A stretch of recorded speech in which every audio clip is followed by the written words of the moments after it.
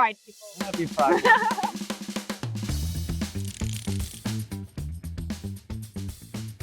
What's up? This is me, Becky. We're back on the streets, talking to people about pride and mental health. And we're going to see what they got to say. What has been the hardest thing that you've had to deal with when it comes to your identity and your sexuality? The hardest thing you've had to go through? I'd say like growing up, like being raised as a man, like mass presenting and having to go through athletics, I think there's a certain standard that I felt like I had to fit or like uphold.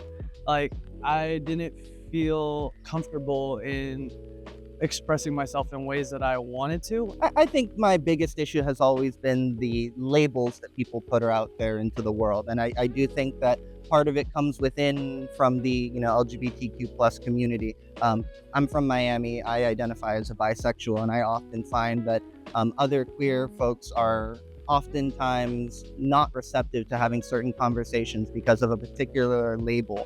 And one of the trends that I find rather disturbing in the community is a tendency to create more labels and have more subdivisions and subcultures within, rather than having sort of the intersectionality that we hope for in supporting each other over different issues.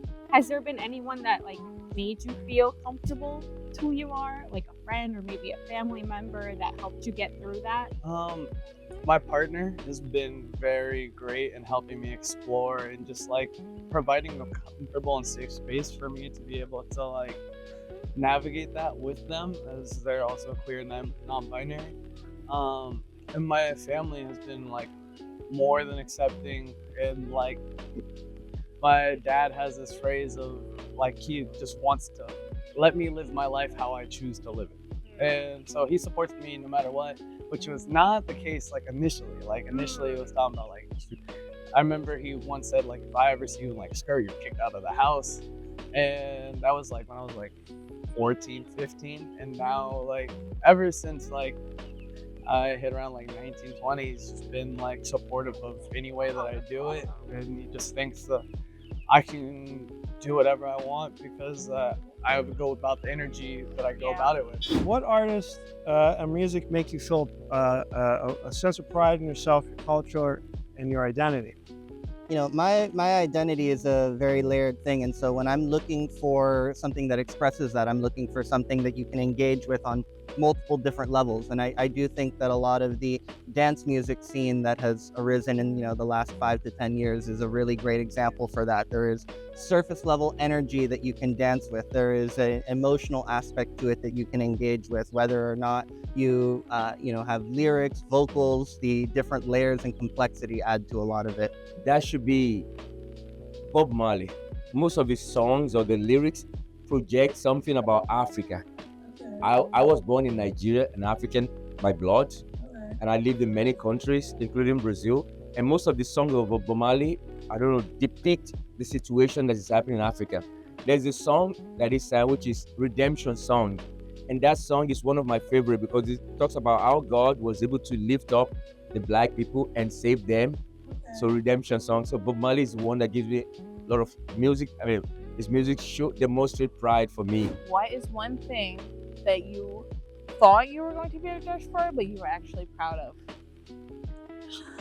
Very interesting question. Yeah. Does anything come to mind? Thought we were going to be judged for. Oh, well, I had trouble having kids.